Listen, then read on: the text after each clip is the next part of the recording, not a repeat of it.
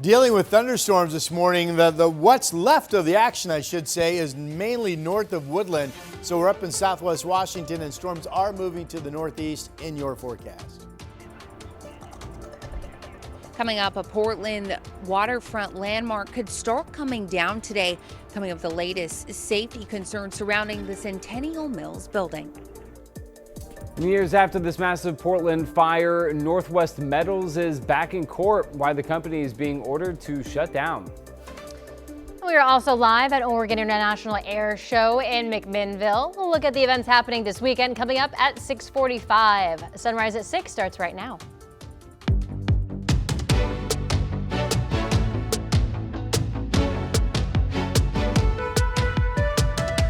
Good morning, and thank you for joining us on your Friday. I'm China Green. And I'm Matthew Herchick. Glad to have you with us. We are starting off our morning with a KGW weather impact alert. Rod, you are tracking some thunderstorms, so what can you tell us? Yeah, now luckily these storms have been accompanied, in more cases than not, with some heavy downpours. Hopefully that's going to limit or prevent any new wildfire starts. This was unexpected activity. I think I can say that for every piece of forecast available information that I'm aware of.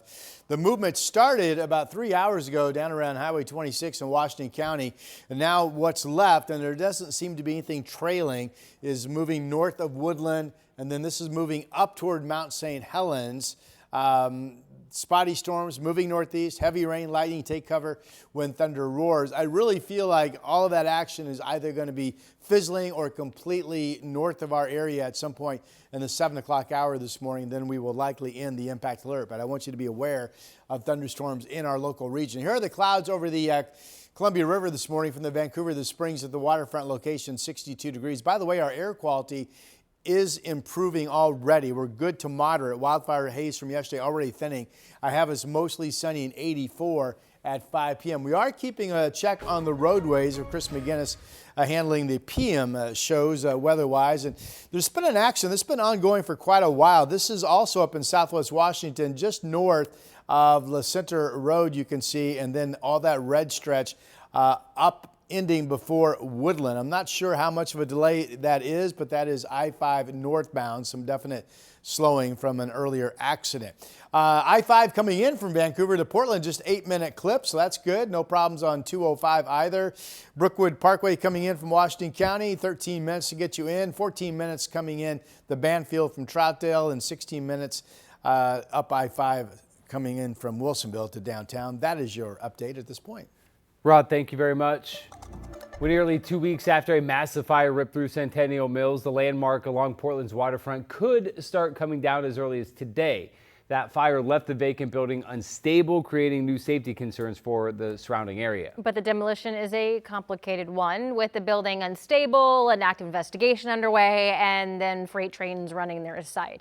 Sunrise reporter Corey Johnson is live in Northwest Portland with what happened next here. Corey. Yeah, good morning, Matthew. China, the 4-alarm fire on August 2nd left the building at risk for collapse, and the surrounding buildings are also prepping to shut off their HVAC systems today as that demolition work gets underway. Now, the contractor has already been at the site and preparing for that demolition, which the city says could begin as early as today. And there's another concern right next to the site, freight traffic. The city says Union Pacific moved 13 rail cars carrying residual chlorine through the area despite a request to keep hazardous materials away from the unstable building. City engineers have warned vibrations or an impact from a train could trigger a collapse and potentially release those chemicals. Union Pacific says it has taken safety precautions, including limiting train speeds to 10 miles per hour, and says it will delay trains transporting hazardous materials until August 21st. But neighbors, they have mixed feelings. I think it's a danger. I mean, maybe it's not sky-high danger, but if it happened, it would be a big loss to train, people, everything. The city also says the site remains an active crime scene. Investigators saying there's a high likelihood human remains are buried in the rubble. This after 2 police canine teams alerted to possible remains. And what happens to this property after demolition, that's still uncertain. The cause of the fire is also still unknown. Officials are now asking people to stay outside the closure as that demolition work gets underway. Matthew, China. Corey Johnson reporting live for us this morning. Corey, thank you. Meanwhile, the metal recycler connected to this massive fire in 2018 has years later been ordered to shut down its operations. A Multnomah County Circuit Court judge ruled Northwest Metals willfully violated a 2021 court order by operating without valid environmental permits. The court now ordering the company to shut down until it complies with Oregon's environmental laws. The ruling from the civil contempt case the state won noted the company had been operating a metal shredder without valid permits. In a statement, Attorney General Dan Rayfield said, quote, "For years, this company ignored a court order and continued polluting the air and water in neighborhoods in Portland. The people who live and work near this site deserve better than the broken promises they've gotten from Northwest Metals." Meanwhile, the president of Northwest Metals is appealing the contempt of court ruling, and in a statement to KGW, he wrote in part, quote, "Northwest Metals' position is that it has made substantial efforts to comply with Oregon environmental requirements and that significant legal and factual issues remain regarding the permitting requirements." The Oregon DOJ tells us it intends to defend the appeal. We are learning more about what former Oregon Congresswoman and Labor Secretary Lori Chavez-DeRemer is doing after her departure from the Trump administration. On Monday, Chavez-DeRemer announced on social media that she has accepted a position with the National Public Affairs and Strategic Communication company called Think Big. Chavez-DeRemer says a large part of her focus will be advocating for investments in data centers and the energy infrastructure needed to power them. She says she believes that she can change public perception on data centers by showcasing the job opportunities they provide. Some of you may remember that Chavez-DeRemer resigned as labor secretary earlier this spring following a series of misconduct allegations. Those included disguising personal vacations as work trips, pursuing an inappropriate relationship with a staff member, and drinking on the job. It's unclear if the investigation into those allegations is ongoing. Meanwhile, in Clark County, some firefighters are trying to figure out how to move forward after a bond measure for a new fire station failed. Station 10 in Amboy is over 60 years old, isn't up to code, and still has structural damage from the Nisqually quake. Now, it's also a tight squeeze for both fire trucks and firefighters. The bond to fund a new fire station needed 60% plus one vote to pass and fell just 15 votes short. There's never a good time to ask for more money. And with some of the people that voted no, we talked to them and they voted no just purely out of looking in their pocketbook. One potential issue firefighters say is many people didn't realize the bond measure was on the back side of the ballot. They're hoping to try again next year.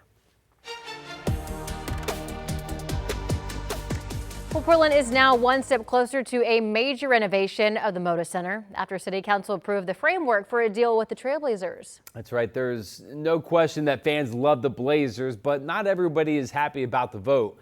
Sunrise reporter Mo Hyder joining us live with why the plan is getting mixed reaction. Mo. Yeah, Matthew, good morning. Wallace, many have certain concerns. The first one being, where is this money going to come from? The second one are some city jobs. They question, will it be at risk to help fund this multi-million-dollar project? So in an 8-4 vote, City Council approved committing $120 million to the project. But that doesn't mean the deal is official. Approval of the term sheets just means the city can move forward with negotiations with the team and also RIP city management. And on Wednesday, many people made their voices heard opposing the city's decision. KGW spoke with a representative from Protect 17, that's a union representing city workers. Right now, it feels like they are trying to budget other improvements around the city on the backs of their own workforce. And with that term sheet now approved by City Council, that means a formal negotiation process can actually start. That's expected to go on all the way until the fall, and City Council will make a final vote in December. Matthew, China. Mo, thank you. And in a break from all the off-court talk about Moda Center renovations, the NBA schedule is out. The Portland Trailblazers reveal their games one bucket at a time. Damian Lillard rolling out the opponents and dates by knocking down 29 threes in a row. The season opener is set for October 21st at home against the Suns. It's expected to be Lillard's first game since tearing his Achilles with the Bucks. The Blazers weren't given any favors to open the season, playing 6 of their first 8 games on the road, then hosting Wemby and the Spurs, followed by back-to-back games against OKC. The defending champion New York Knicks are here on January 4th. LeBron and the 76ers visit Portland March 26th. Well, it is 6:10. You may be waking up to some thunderstorms this morning, which is why we are in a KGW weather impact alert. This is a live look at the Wells Fargo sky cam. You can see the cloudy skies off in the distance. Let's head straight over to Rod for a look at what you're keeping an eye on. So this is the only action. Posted this on Facebook. Thank you for your reports. Sharon Miller saying, yeah, I came through Forest Grove a couple hours ago. You've got Renee Hill Grimes saying thank you and that it's really booming in Kalama. So Kalama's about right here. I think these storms are going to stay south and east of you, but you are hearing the thunder, so appreciate all the reports. It really does help us verify and get a good idea of what's going on. The storm track is now north of Woodland, and it is all moving right along the area that you see up toward Mount St. Helens, and it looks like there's nothing filling in behind this, meaning to the south. So it's 6:11 right now. Probably in the 7 o'clock hour, the storms are either going to be fizzled out completely or they'll be moving north out of our region. But until that happens, impact alert up so you know that we are talking about a weather threat. And right now it's those thunderstorms in southwest Washington. Air quality is already improving. We had it come in yesterday. The air quality dipped into the moderate range for the Willamette Valley. We are seeing thinning smoke in our skies as expected at this hour, and we're back to good in Salem and good to moderate around Portland, and that should continue to improve during the day, so good news there. Still a hazy with some cloudiness over our state capital this morning, 57 degrees for you. Other temperatures, 60 in Beaverton, 57 in Happy Valley. Again, those storms earlier this morning were out here in Forest Grove and crossing Highway 26. There was a big downpour that was up around Mount St. Helens. So if you're just waking up, looking outside, and it's all wet, well, that's what happened. Here's a look at scattered thunderstorms later today, central and eastern areas of our state, but we should be dry here on the west side. The impact alert up until that thunderstorm activity fizzles could happen in the next hour. We've got morning cloud cover widespread to start your Saturday. Could still be overcast at noon tomorrow, and then sun, 82. Mostly sunny and 85 on Sunday for your forecast, and that is your update.